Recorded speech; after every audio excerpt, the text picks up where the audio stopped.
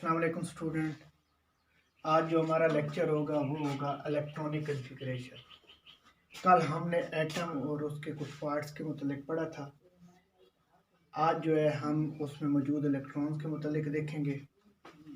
Electronic configuration कल भी आप लोगों को बताया था कि इलेक्ट्रॉन जो है वो मोर देन वन ऑर्बिटल्स में क्या होते हैं जी, मौजूद होते हैं।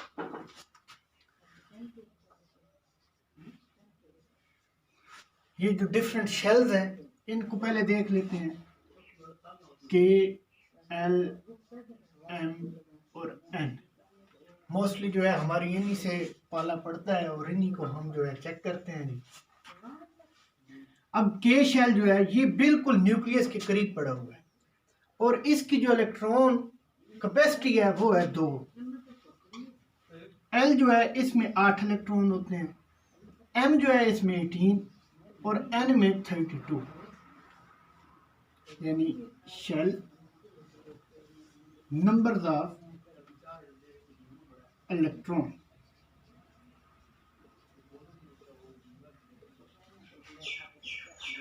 के बाद एल आएगा, एल के बाद एम आएगा, एम के बाद एन आएगा। थोड़ा सा चेक करें जी किस तरह। Let's suppose that is your nucleus. Nucleus के गिर्द पहला शेल, उसके बाद दूसरा शेल, उसके बाद तीसरा शेल, देन फोर्थ, फिर पांचवा, छठा, सातवां, लेकिन अभी उससे हमारा कोई लेना देना। यानी K shell, L shell, M shell और इसके बाद एन शेल। इसके बाद जो आप लोगों को बात बताना जरूरी है वो ये है कि हर शेल में सब शेल भी मौजूद होते हैं। पहले देख लेते हैं सब शेल हैं कौन कौन से। S, P, D and F. इनकी कैपेसिटी भी देख लेते हैं, इनमें इलेक्ट्रॉन कितने कितने होते हैं। एस में मैक्सिमम 2 इलेक्ट्रॉन आ सकते हैं, पी में 6, डी में 10 और एफ में 14।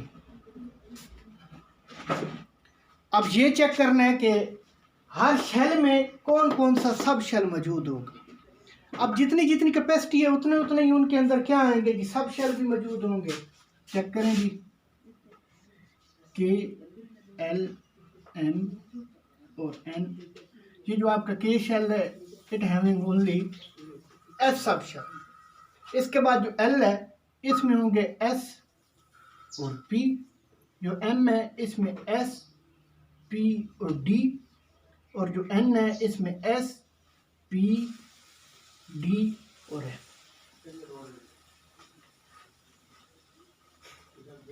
अब सवाल ये पैदा होता है कि इसके पास भी एस है, इसके पास भी एस मौजूद है, एम के पास भी है और उसके बाद एन के पास भी है। हमें किस तरह पता चलेगा कि ये कौन सा एस है। कि आपका शेल है पहला, तो पहले का एस है तो इसका मतलब है कि ये आपका कौन सा एस हो गया, 1s हो गया। एल आपके पास शेल है दूसरा, तो दूसरे का एस है तो 2s और ये पी भी दूसरे का है तो 2p। इसी तरह पी तीसरे में भी खड़ा है 3s, 3p और 3d। इसी तरह चौथे में sp और d तीनों खड़े हैं तो 4s, 4p, 4d and 4s।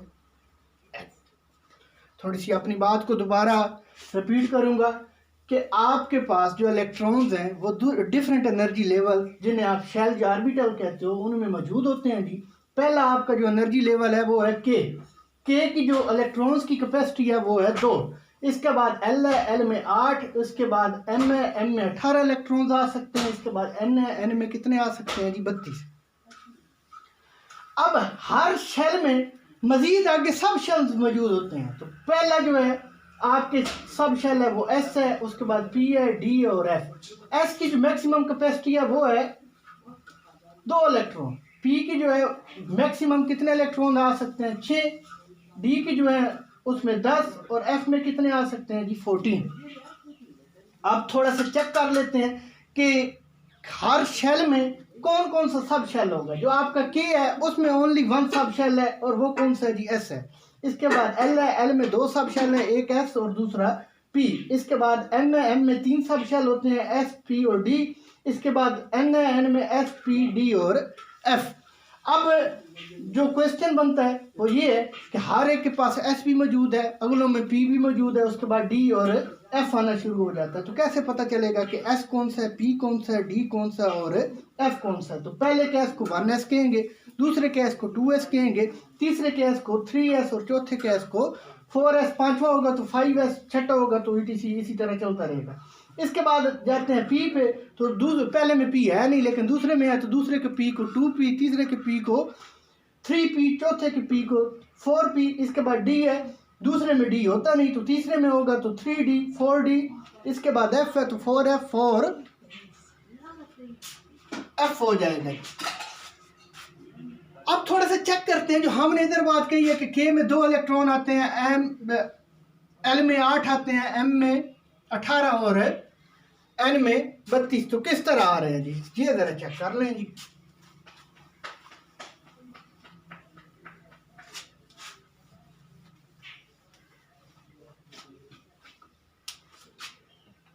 पहला शेल है के, और के के मुतालिक हम कह रहे हैं कि having only S sub shell, और कौन सा एस सब शेल है जी? 1s है। दूसरा शेल है एल, इसमें 2s और 2p। तीसरा है G M, 3s, 3p and 3d। इसके बाद है एन,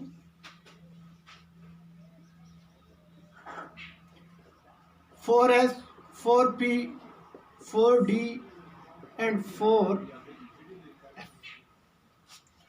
अब आपको बताया है कि एस में मैक्सिमम, चाहे वो पहले को, चाहे दूसरे को, चाहे तीसरे को, चाहे चौथे को, जिस भी सब शेल, जिस भी एनर्जी लेवल से वो बिलोंग करता होगा, उसमें मैक्सिमम 2 इलेक्ट्रॉन आएंगे। तो इसमें तो आ ही 2 सकते हैं। ज़रा देखो, 2 अगर आएंगे तो टोटल के में आई कितने रहे हैं जी? 2 इलेक्ट्रॉन। जो बात हमने पहले कही है कि 2 ही इलेक्ट्रॉन आते हैं, तो उसमें 2 ही हैं। अब ज़रा एल के 8 चेक करते हैं। अगर 2 एस में आए तो पी की कैपेसिटी है 6 और 2 मिलके कितने हो गए जी? 8।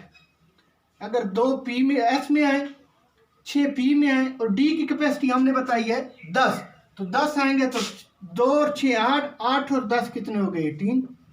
इसके बाद 2 6 10 14, चेक करो कितने हो गए जी? 32। एक बार फिर सुन ले, जो हमने कहा है कि के में 2, एल में 8, एम में 18, एन में 32 इलेक्ट्रॉन्स आते हैं। तो वो जरा चेक करते हैं कि किस तरह आते हैं जी। एस में मैक्सिमम 2 आते हैं, तो के में वाकई 2 आ रहे हैं। अब एस और पी हैं, 2 इधर आएंगे, 6 इधर, तो 6 और 2 कितने हो गए? 8। इसके बाद है एस, पी, डी और एफ, 2 6 और 10, टोटल कितने हो गए? 18। एम में 18 आ गए। इसके बाद 2 6 10 14, और ये कितने हो गया जी? 32। अब ज़रा जिस चीज़ को आप लोगों के दिमाग में बिठाने की कोशिश करूँगा वो ये है कि जो इलेक्ट्रॉन डिफरेंट ऑर्बिटल या डिफरेंट ऑर्बिटल से उनके आगे सब शेल में या में जाएंगे, उसका मेथड क्या है, वो तरीक़ाकार क्या है कि जिसके ज़रिए वो इलेक्ट्रॉन अपने अपने जगह पे मौजूद होते हैं जी।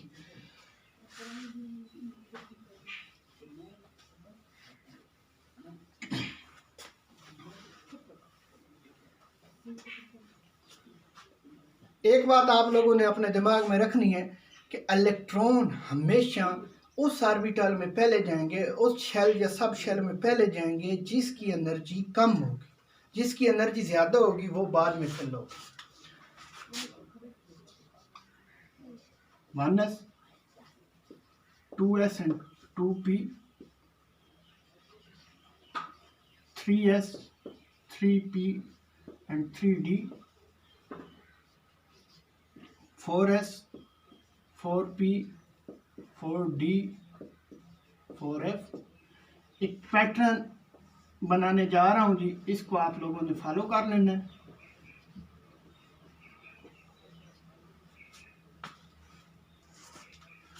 डियर स्टूडेंट, इस चीज़ को ज़हन में रखना कि जिस तरह मैंने एरो हेड लगाए हैं, इन्हीं सब शेल को आपने पहले फिल करते चला जाना, तो वही आप लोगों की क्या हो जाएगी? इलेक्ट्रॉनिक कन्फिग्रेशन हो जाएगी।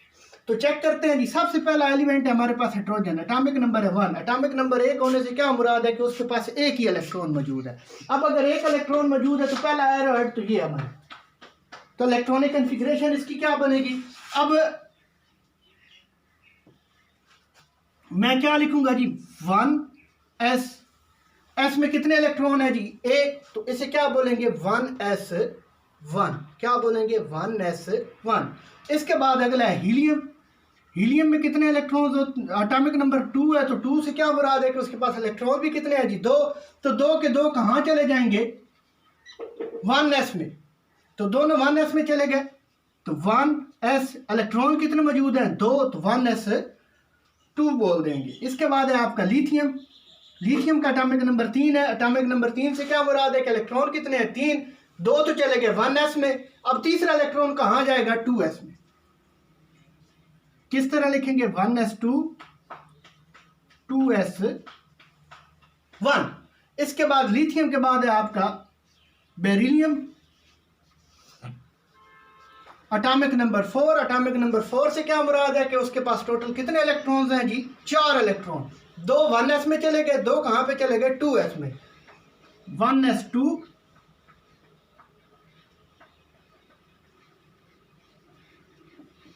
2s2। इसके बाद आप लोगों का बोरोन। बोरोन का एटॉमिक नंबर है 5। जरा 5 वाले को चेक करते हैं जी, 2 इलेक्ट्रॉन इधर चले गए, 2 इधर। इसके बाद अगला आपकी कौन सी चीज आ रही है, P। तो P में कितने इलेक्ट्रॉन जाएंगे, 5वां इलेक्ट्रॉन P में चला जाएगा, तो इलेक्ट्रॉनिक कॉन्फ़िगरेशन क्या होगी, 1s2 2s2 2p1। अब मैं नेक्स्ट चला जाता हूं जी, छठे नंबर पे कार्बन।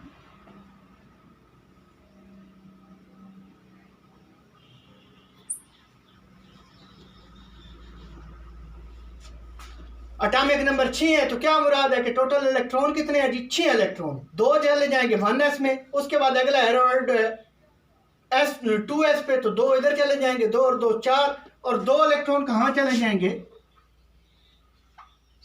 p में। 1s2 2s2 2p2। 7वें पे है नाइट्रोजन, 2 इधर 2 इधर, 2 और 2 4, और पीछे बच गए 3, तो 3 कहाँ पे चले गए, 2p में। 1s2 2s2 2p3। इसके बाद ऑक्सीजन, एटॉमिक नंबर 1, 2 इधर 2 इधर 4, पीछे बच गए 4, तो 4 कहाँ पे चले गए, 2p में।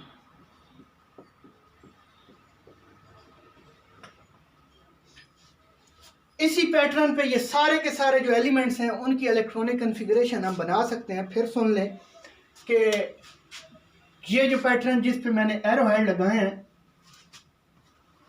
थोड़ा मैं इसको ठीक कर दूं ताकि आप लोगों को कंफ्यूजन ना रहे।